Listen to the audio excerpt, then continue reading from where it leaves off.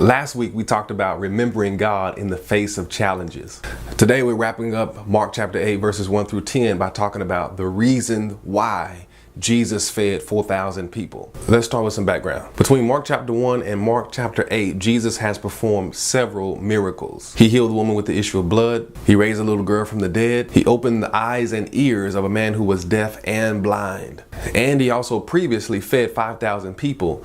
On top of this, no one really knows Jesus is the Son of God. So here's the question. Why can't Jesus just tell everybody that he's the Son of God and let that be the end of it? Now, I think in order to really understand that, we have to take in consideration that the culture is predominantly Jewish, and no one is going to accept Jesus saying that he's the Son of God because the law forbids anyone to speak such things or make themselves equal to God.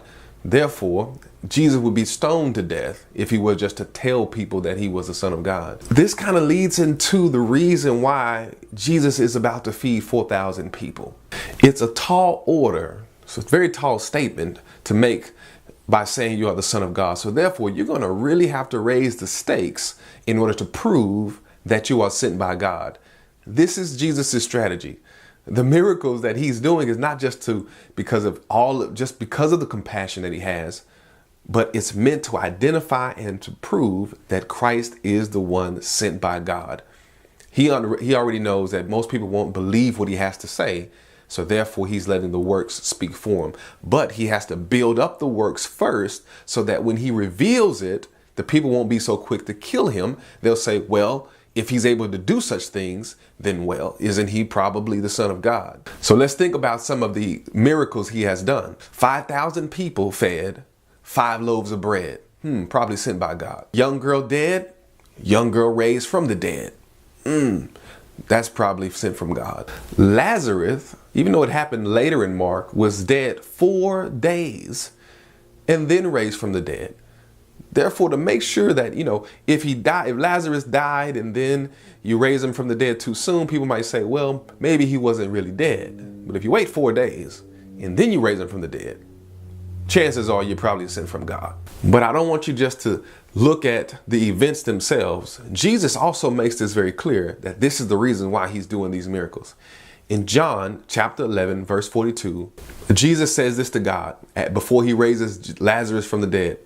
He says, Father, I know you always hear me, but because of the people who are standing by, so that they might believe that you sent me, then he called Lazarus forth and raised him from the dead. The reason he was raising Lazarus from the dead was for the people who were standing by.